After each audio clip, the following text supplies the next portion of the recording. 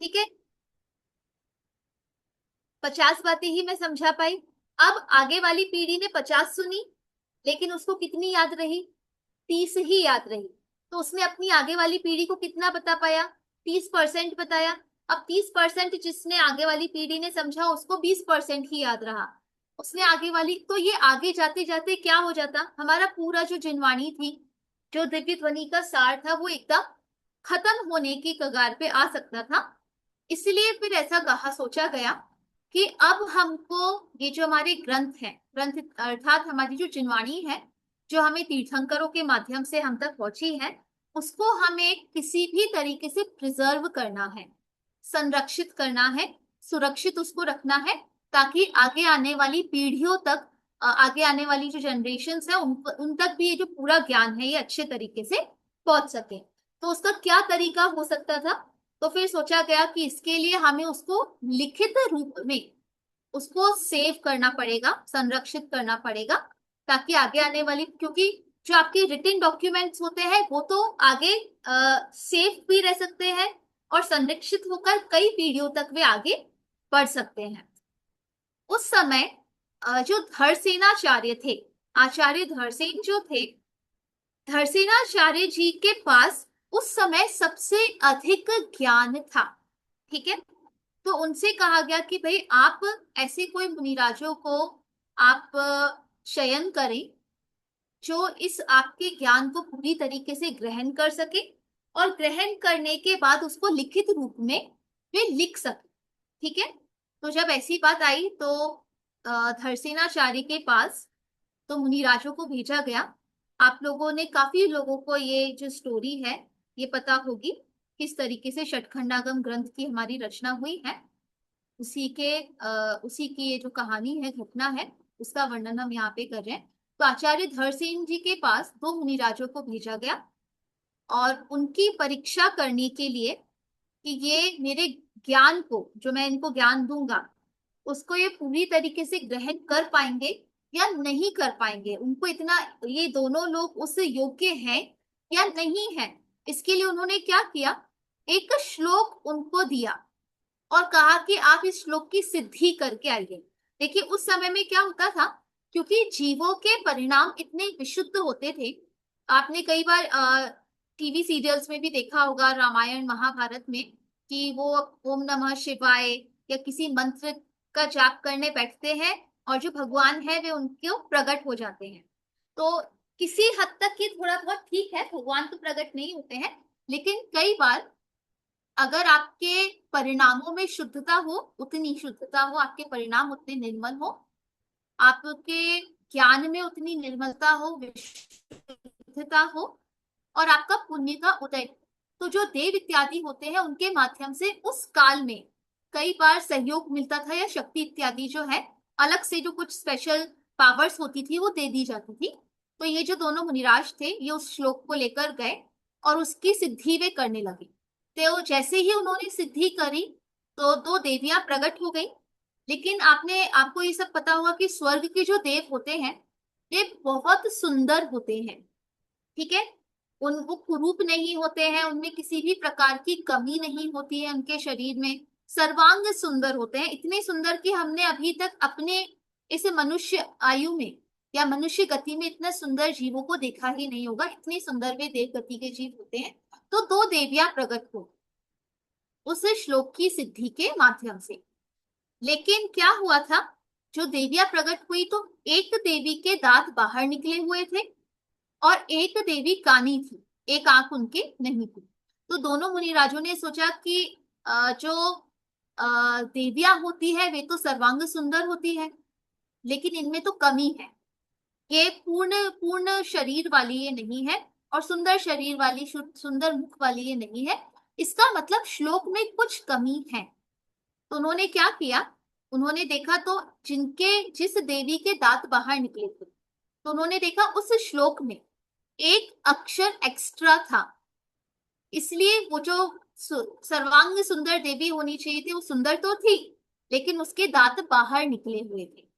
और एक देवी जो कानी थी, उसका जब श्लोक चेक किया गया कि जिस श्लोक से उसकी सिद्धि हुई थी, उसमें देखा गया कि उस श्लोक में एक अक्षर कम था। और क्योंकि कम था इसलिए उसकी एक आंख भी क्या थी, नहीं थी। तो उन्होंने अपनी बुद्धि का प्रयोग करके उस श्लोक को करेक्ट किया, उसका व्याकरण शुद्ध किया, और जब पुनः उस श्लोक की सिद्धि करी तो पुनः जो देवियां प्रकट हुई, बहुत सुंदर जो देवियां थी वो वहां पर प्रकट हुई।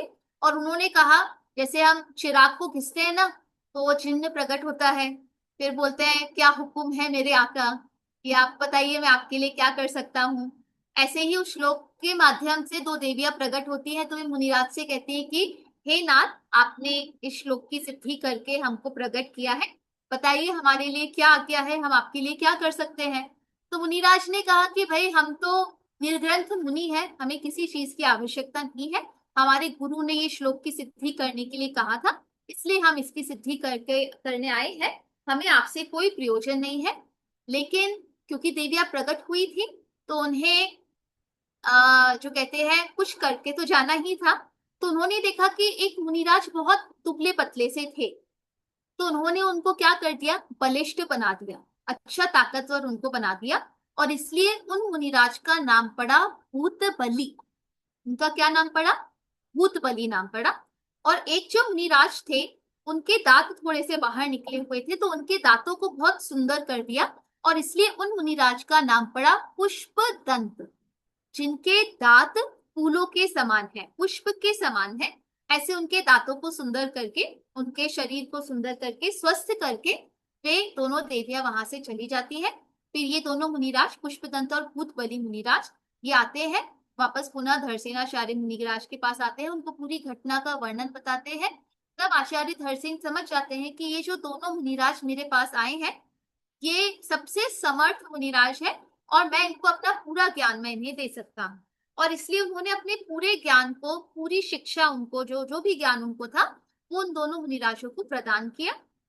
उसके बाद उन दोनों मुनिराजों ने जितना भी ज्ञान था उसको लिखना शुरू कर दिया, ठीक है। और जिस ग्रंथ को उन्होंने लिखा था उस ग्रंथ का नाम था षटखंडागम। ये हमारे जिनागम का सबसे पहला लिखित शास्त्र है, ठीक है। और आपको पता है षटखंडागम का मंगलाचरण क्या था, कोई बता सकता है? षटखंडागम षटखंडागम ग्रंथ का मंगलाचरण क्या है? हैंड रेस करिए, मैं पूछती हूँ आपसे। हाँ, सनाया जी बताइए, अनम्यूट करिए। नमोकार मंत्र।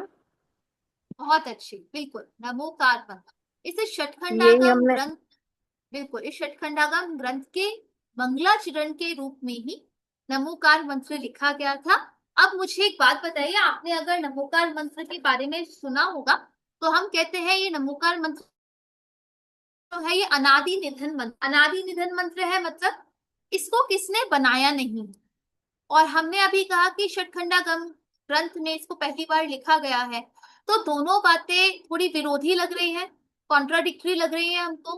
कि एक जगह तो हम कहते हैं नमोकार मंत्र अनादि निधन मंत्र है, उसको किसी ने बनाया नहीं है, और एक जगह हम कह रहे हैं कि इसको पहली बार आचार्य पुष्पदंत और भूतबली ने षटखंडागम ग्रंथ के मंगलाचरण के रूप में लिखा था। तो असली बात क्या है, कोई बता सकता है इसका आंसर? अनादि निधन मंत्र है या नहीं है? हाँ वीरेंद्र जी आप बताइए, अनम्यूट करिए। इस मंत्र में जिन पदों को नमस्कार किया गया है वो पद अनादि निधन है। इस तरह से कह सकते हैं कि ये मंत्र अनादि निधन है, बहुत लेकिन अच्छे। लिपिबद्ध पहली बार सतखंडागम ग्रंथ में हुआ। हाँ बिल्कुल।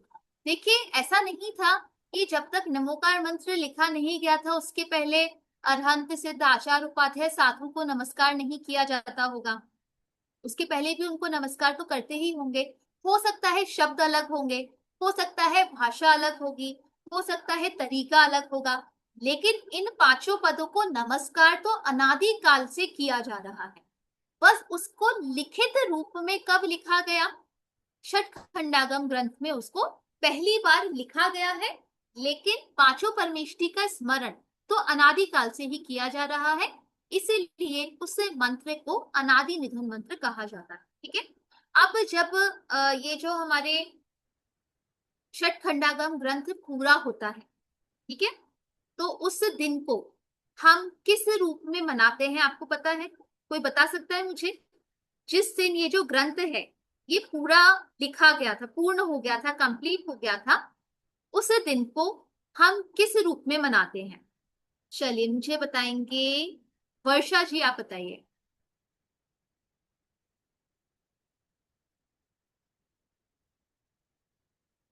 अनम्यूट करिए।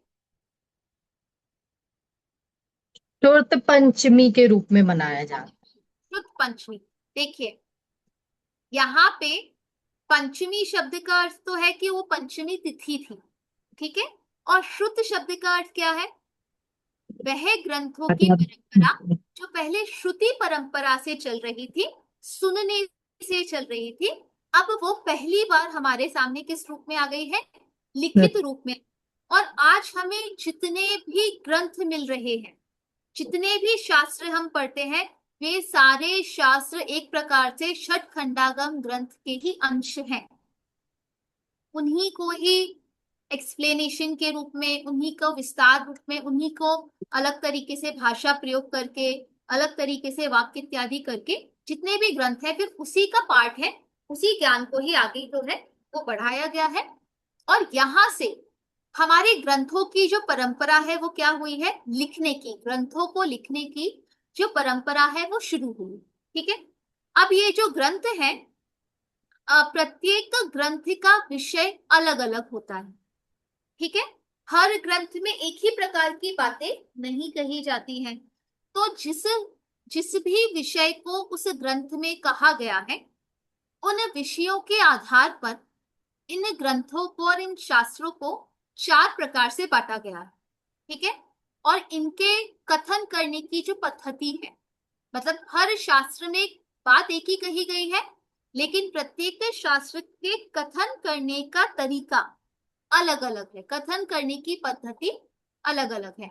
और जो उनकी कथन करने की पद्धति है वो 4 प्रकार की हमें मिलती है। उन 4 प्रकार को ही, कथन करने की पद्धति को ही हम क्या कहते हैं? अनुयोग कहते हैं। क्या कहते हैं हम उन्हें? अनुयोग हम उनको कहते हैं, ठीक है। अनुयोग 4 प्रकार के हैं, ये हमने समझ लिया है। अब 4 प्रकार की पद्धति का मतलब क्या होता है उसको हम समझते हैं थोड़ा सा। देखिए साइंस सब्जेक्ट हम पढ़ते हैं, ठीक है। आप लोगों ने भी अपने समय में, जब आप लोग कॉलेज में पढ़ते होंगे, तब कॉलेज में कहेंगे, स्कूल में हम कहेंगे, मेनली स्कूल की बात हम अगर करें तो स्कूल में हम साइंस सब्जेक्ट पढ़ते हैं, ठीक है। अब साइंस सब्जेक्ट के कितने पार्ट्स हैं मुझे बताइए? साइंस सब्जेक्ट को अलग अलग तरीके से अगर हम कहेंगे तो साइंस के कितने पार्ट्स बन जाते हैं? 3 पार्ट्स बन जाते हैं, ठीक है। फिजिक्स, केमिस्ट्री और बायो, ये 3 पार्ट्स बन जाते हैं। अब ये जो तीनों पार्ट्स हैं, ये साइंस है या नहीं है? है। पर अलग अलग क्यों है? क्योंकि तीनों का विषय अलग अलग, तीनों का विज्ञान को बताने का तरीका अलग अलग है, लेकिन तीनों ही बता किसे रहे हैं? विज्ञान को बता रहे हैं। तीनों ही जो सब्जेक्ट्स हैं वो हमें किसके बारे में बताते हैं? साइंस के बारे में बताते हैं।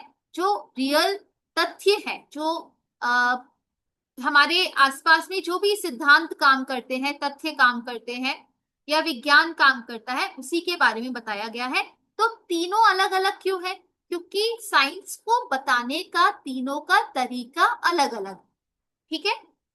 फिजिक्स जो है वो साइंस को किस तरीके से समझाती है? वो साइंस को मटेरियल्स के थ्रू समझाती है कि हर जो हमारी भौतिकता, जो हमारे सामने आसपास में जो चीजें भी हमें दिख रहा है, सॉलिड है, लिक्विड है, गैस है, वो किस तरीके से वो काम करते हैं, फोर्स कैसे काम करता है, एनर्जी कैसे काम करती है, ये सब चीजों के बारे में बताया जाता है। केमिस्ट्री जो होती है वो किसके बारे में बताई जाती है? केमिस्ट्री हमको बताती है रसायनों के बारे में, केमिकल्स के बारे में, कि जो हमारे आसपास में जितने भी रसायन हैं वो किस तरीके से काम करते हैं, उनका विज्ञान क्या है वो हमें बताया जाता है, ठीक है। और जो बायो है वो हमें किसके बारे में बताती है? तो वो जीव विज्ञान के बारे में हमें बताती है कि ये जितने भी हमें इस दुनिया में जीव जंतु हमें दिखाई दे रहे हैं, पेड़ पौधे हमें दिखाई दे रहे हैं, इनके अंदर विज्ञान कैसे काम करता है, ठीक है। तो एक तरीके से तीनों ही जो विषय हैं वो विज्ञान को ही बताने वाले हैं, लेकिन तीनों का तरीका अलग अलग है। इसीलिए हमने साइंस के क्या कर दिए हैं, 3 पार्ट्स हमने कर दिए हैं। अच्छा, ये जो 3 पार्ट्स होते हैं ना, ये थोड़ा सा हायर लेवल पर जाकर होते हैं। ठीक है, जब शुरुआत में आप जब पढ़ते हैं तब तो साइंस एक ही बुक आती है, उसमें ही सारे बायोकेमिस्ट्री फिजिक्स सब पढ़ाया दिया जाता है। फिर धीरे धीरे जब आप उसमें थोड़ा सा विज्ञान को साइंस को समझने लग जाते हैं, तब जाके बाद में आपकी 3 अलग अलग बुक्स हो जाती हैं। ठीक है, ऐसे ही हम समझते हैं मैथ्स के बारे में। जब हम मैथमेटिक्स पढ़ते हैं तो मैथमेटिक्स के भी कई पार्ट्स हो सकते हैं। जैसे एक अलजेब्रा वाला एक सेक्शन होता है, एक ट्रिग्नोमेट्री वाला सेक्शन होता है, एक हमारा ज्योमेट्री वाला सेक्शन भी होता है। ऐसे अलग अलग है। अब ये तीनों मैथ्स हैं या नहीं है, गणित है या नहीं है? ये तीनों गणित हैं, लेकिन तीनों का गणित समझाने का तरीका या पद्धति अलग अलग है। तीनों गणित ही समझा रहे हैं, लेकिन तीनों की पद्धति या तरीका जो है वो अलग अलग है। और इसलिए उनको हमने क्या कर दिया है, 3 अलग अलग तरीके से उनको डिवाइड हमने कर दिया है।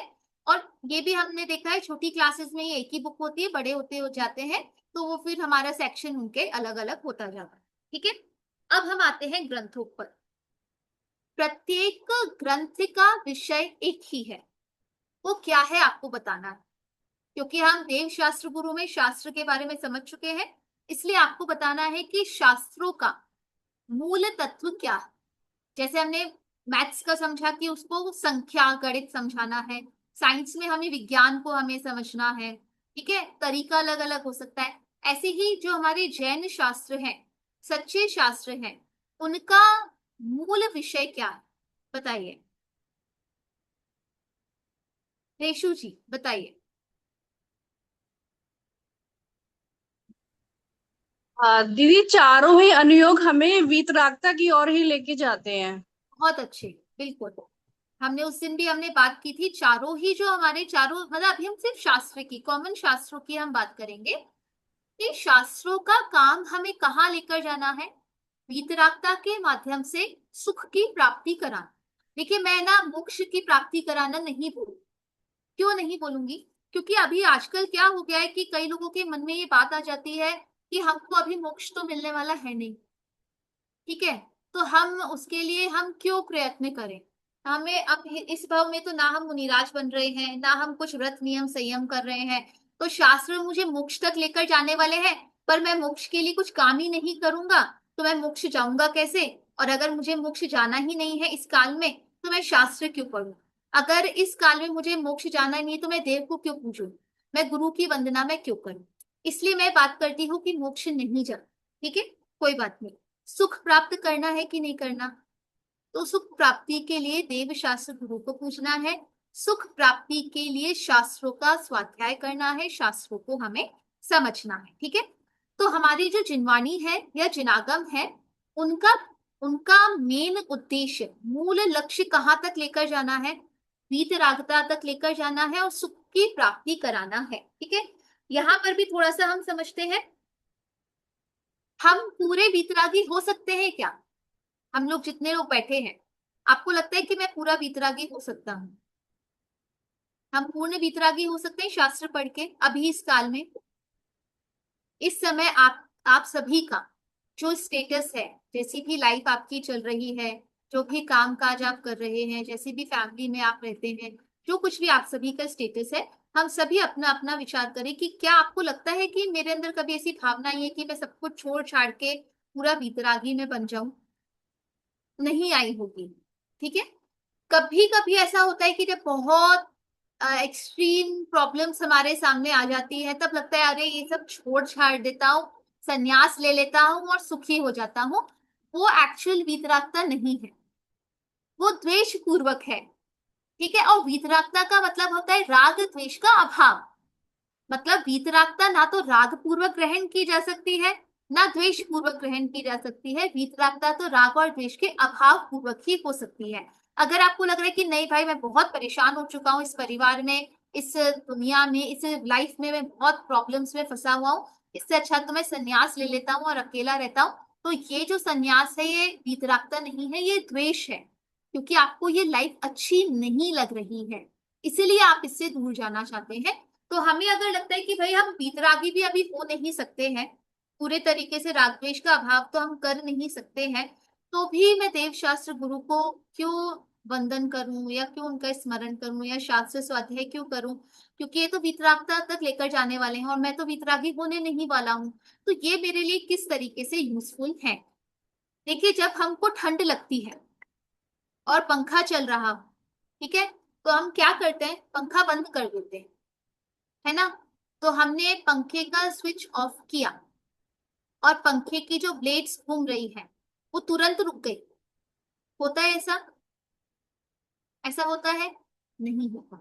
क्या होता है, ब्लेड्स की स्पीड पहले कम होती है, फिर वो 5-6 चक्कर लगाएगा, फिर स्लो होते होते होते होते होते वो रुक जाए। ठीक है, वो जो रुकना है वो है पूर्ण वीतरागता। ठीक है, वो जो रुक गया है, जो फैन है पूरी तरीके से स्थिर हो गया है, वो पूर्ण वीतरागता। लेकिन उस पूर्ण वीतरागता में आने में उसको समय लगा। पहले वो राग द्वेष के चक्कर काट रहा था, ठीक है, और फिर हमने राग द्वेष का स्विच बंद किया, लेकिन उसके बाद भी वो एकदम से नहीं रुका, उसको थोड़ा सा टाइम लगा रुकने में। क्यों लगा रुकने में टाइम? क्योंकि वो बहुत देर से घूम रहा था और इसलिए वो एकदम से 1 सेकंड में वो स्लो डाउन होके रुक नहीं सकता है, वो अपनी स्पीड को धीरे धीरे कम करके रुकेगा।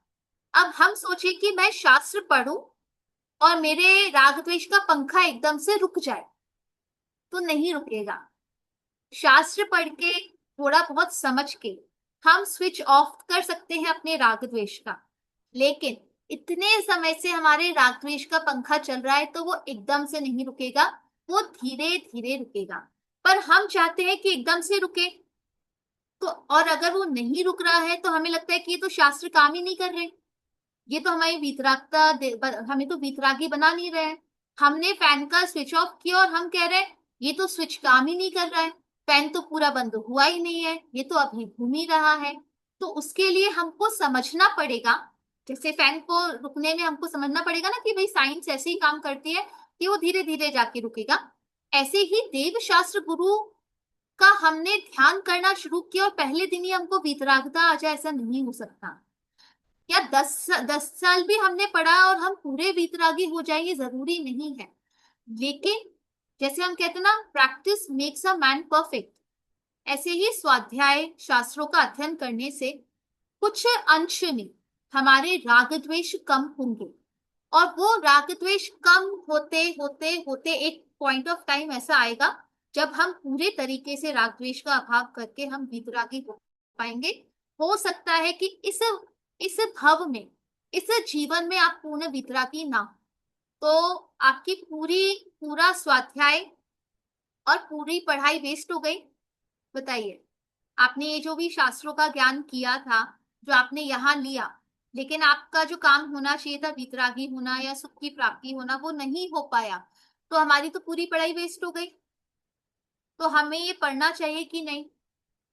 जिनागम की एक पंक्ति भी अगर हमने सुनी है तो वो निश्चित रूप से इस भव में नहीं तो किसी ना किसी भव में हमारे काम जरूर आती है। अगर आपने जिनवाणी की एक लाइन भी सुनी है, वो एक लाइन कभी व्यर्थ नहीं जाती।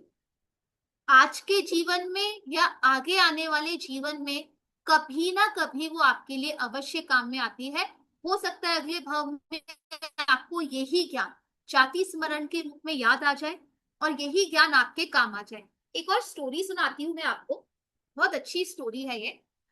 एक चोर था, ठीक है, और उस चोर के माता ने उससे कहा था कि तुम, मतलब उनको था कि भाई ये उनको पता था ये जो मेरा बेटा है ये बहुत अच्छे हृदय वाला है, अगर इसने कभी भी धर्म की बातें सुन ली तो ये चोरी छोड़ देगा, और अगर इसने चोरी छोड़ दी तो हम खाएंगे पिएंगे क्या।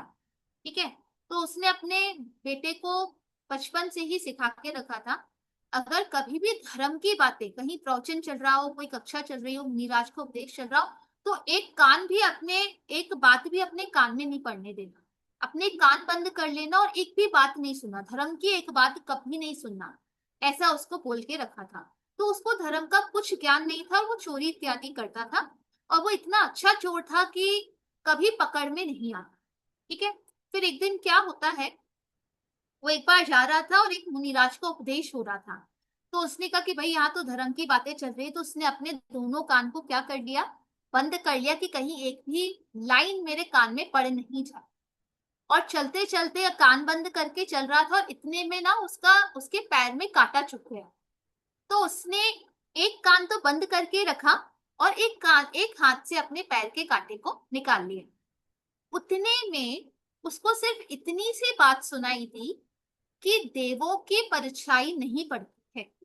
बस इतना सा वो सुन पाया। उसने जल्दी से फिर से अपने कान जो है वो क्या कर लिए, वो उसने बंद कर लिए। अब इतना सा बस उसने सुन लिया था। ठीक है। धर्मोपदेश में जो भी देवों का वर्णन हो रहा होगा, स्वर्ग के देवों की बात चल रही होगी, तो वहां पे इतनी सी बात सुनने में आ गई कि देवों की जो है वो परछाई नहीं होती। और देवों की परछाई क्यों नहीं होती, क्योंकि उनका शरीर हमारे जैसा नहीं होता है, इसलिए।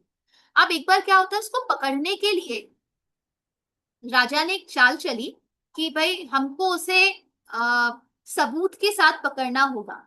अगर हमने उसको सबूत के साथ नहीं पकड़ा तो वो तो कह देगा कि आपके पास क्या सबूत है, प्रूफ है कि मैं चोर हूं। और वो पकड़ में आता नहीं था। पता था सबको कि यही चोर है, लेकिन उनके पास प्रूफ नहीं होता था। तो राजा ने एक बार ऐसी चाल चली कि बहुत सारे जो अंगरक्षक, उनके जो सिपाही थे, उनको भेजा और उसको बेहोश कर दिया। और जब वो उठा तो बहुत सुंदर एक महल में था। और वो सभी जो सिपाही थे बहुत सुंदर वेशभूषा में थे। और उन्होंने कहा कि आप तो मर गए थे, चोर से बोला आप तो मर गए थे और अब आप मरकर कहाँ आ गए हैं, स्वर्ग में आ गए।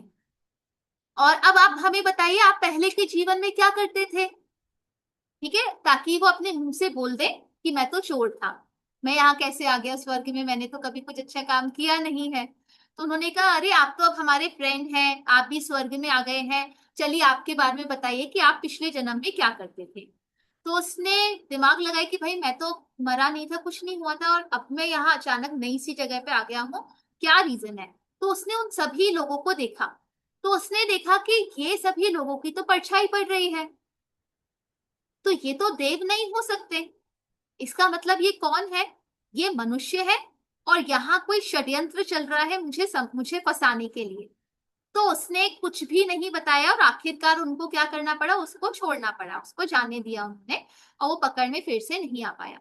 और उसने ये बात अपने मन में सोची कि अगर चिनवाणी का सिर्फ एक वाक्य मेरे कान में पड़ा और वो मेरे जीवन की रक्षा कर सकता है, तो अगर मैंने जिनवाणी को पूरा सुना तो मेरे साथ कितना कुछ अच्छा नहीं हो सकता। और तुरंत वह वहां से उन्हीं मुनिराज के पास गया, उनको बताया कि मैं ऐसा ऐसा मैंने काम किया है, पर मैं अब आपका शिष्य बनना चाहता हूँ, आपकी शरण में जाना चाहता हूँ।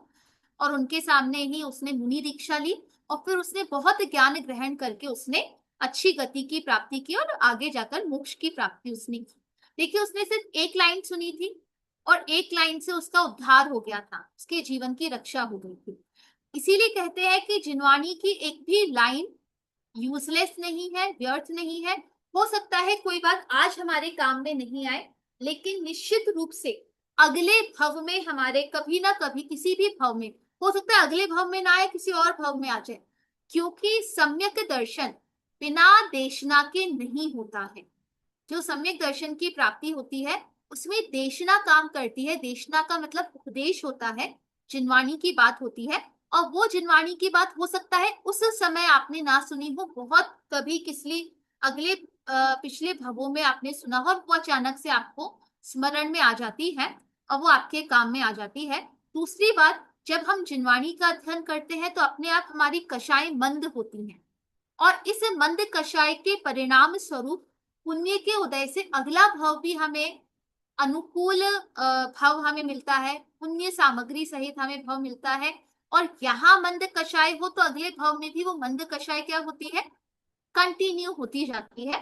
तो ये जिनवाणी हमें हमेशा काम आती ही है। इसीलिए जिनवाणी में जो कुछ कहा गया है वो हमें वीतरागता तक ही लेकर जाता है, वो हमें सुख की प्राप्ति तक ही लेकर जाता है। लेकिन इस वीतरागता का और सुख की प्राप्ति के कथन करने का, बताने का तरीका अलग अलग होता है, और उसी कथन पद्धति को ही क्या कहा गया है? अनुयोग कहते हैं। ठीक है, 4 प्रकार के अनुयोग होते हैं। ये चारों अनुयोग के नाम आज हम लर्न करके जाएंगे। ठीक है, सबसे पहला है प्रथमानुयोग, करणानुयोग, शरणानुयोग और द्रव्यानुयोग। ठीक है, वापस बात करते हैं। पहला है प्रथमानुयोग, दूसरा है करणानुयोग, तीसरा है शरणानुयोग और चौथा है द्रव्यानुयोग। अभी थोड़ा सा हम इसका विषय भी आज हम समझ लेते हैं थोड़ा सा। देखिए, प्रथमानुयोग में किसका वर्ण? 4 हो गए हैं। ठीक है, प्रथमानुयोग, हाँ, करणानुयोग, शरणानुयोग और द्रव्यानुयोग। प्रथम, करण, शरण और द्रव्य, इनके साथ अनुयोग वर्ड हमें ऐड करना। देखिए, सबसे पहला है प्रथमानुयोग। प्रथमानुयोग में हमें किसका वर्णन मिलता है? तो प्रथमानुयोग में हमें जो हमारे महापुरुष हुए हैं, तीर्थंकर हुए हैं, चक्रवर्ती, कामदेव, बलदेव, इन सबका वर्णन, इनके जीवन का वर्णन कहानियों के रूप में, कथाओं के रूप में, पुराण के रूप में, चरित्र ग्रंथों के रूप में जहां प्राप्त होते हैं उनको हम क्या कहते हैं? प्रथमानुयोग। ठीक है, जहां पे कहानियों के माध्यम से, कथाओं के माध्यम से महापुरुषों की घटनाओं का वर्णन करके हमें वीतरागता का और सुख प्राप्ति का उपाय बताया जाता है, उसको हम क्या कहते हैं? प्रथमानुयोग। पहला हो गया। अब दूसरा देखते हैं, करणानुयोग। करणानुयोग में जिन ग्रंथों में गणित की मुख्यता होती है, कैलकुलेशंस होते हैं, संख्या इत्यादि का वर्णन होता है, उनको हम कहते हैं करणानुयोग। करण शब्द का मतलब होता है संख्या, गणित, मैथ्स। ठीक है, तो जहां पे संख्याओं का वर्णन है, गणित का वर्णन है, कैलकुलेशंस वगैरह है, ऐसा विषय जहां पर प्राप्त होता है उसको हम कहते हैं करणानुयोग। ये ग्रंथ कौन से होते हैं? जहाँ पे कर्म सिद्धांत का वर्णन है, 14 गुण स्थान, मार्गिणा स्थान, जीव समास। आप सभी से ये शब्दों को सिर्फ एक बार सुन लीजिए, समझ लीजिए, जब समय आएगा तो इनके बारे में भी हम समझेंगे। लेकिन जहाँ कैलकुलेशंस की बात है, 3 लोक का वर्णन है। ठीक है, 3 लोक में ऊर्ध्वलोक, मध्यलोक, अधोलोक। ऊर्ध्वलोक कितना बड़ा है, मध्यलोक का विस्तार कितना है, अधोलोक में कितने नरक हैं, वहां पे कितने जीव रहते हैं, ये सब जो कैलकुलेशन, संख्याओं का, नंबर्स का जहां पे वर्णन होता है उसको हम क्या कहते हैं? बिल्कुल, उसको हम कहते हैं करणानुयोग। ठीक है, तीसरा आता है चरणानुयोग। चरणानुयोग का मतलब होता है जहां पर आचरण के बारे में बताया जाता है, हमारी क्रियाएं कैसी होनी चाहिए, जैन धर्म में आचरण कैसा होना चाहिए, इसका वर्णन जहां होता है। ऐसा आचरण जो हमें वीतरागता की ओर और सुख की ओर लेकर जा सके, ऐसे आचरण का वर्णन जहां पर होता है उसको हम क्या कहते हैं? चरणानुयोग। ठीक है, और जहां पे 7 द्रव्य, 6 द्रव्य, 7 तत्व, 9 पदार्थ, पुण्य पाप, मोक्ष, मोक्ष का उपाय, संवर निर्जरा, इसका वर्णन जहां पर हमें जिन ग्रंथों में मुख्य रूप से मिलता है उनको हम क्या कहते हैं? द्रव्यानुयोग। ठीक है, अभी आपका होमवर्क सिर्फ इतना है, आपको ये 4 अनुयोग के नाम याद करने हैं और ये बताना है, मतलब लर्न करना है कि हर अनुयोग का विषय क्या है, किस है, कर्णानुयोग में क्या है, चरणानुयोग में क्या है और द्रव्यानुयोग में क्या है, और इनकी जो डिटेल स्टडी है वो अब हम नेक्स्ट क्लास में अब हम करेंगे। ठीक है, यहाँ तक किसी को कोई क्वेश्चन है? हैंड रेज करिए अगर कोई कुछ पूछना चाहता है। हाँ जी, सोनल जी पूछिए,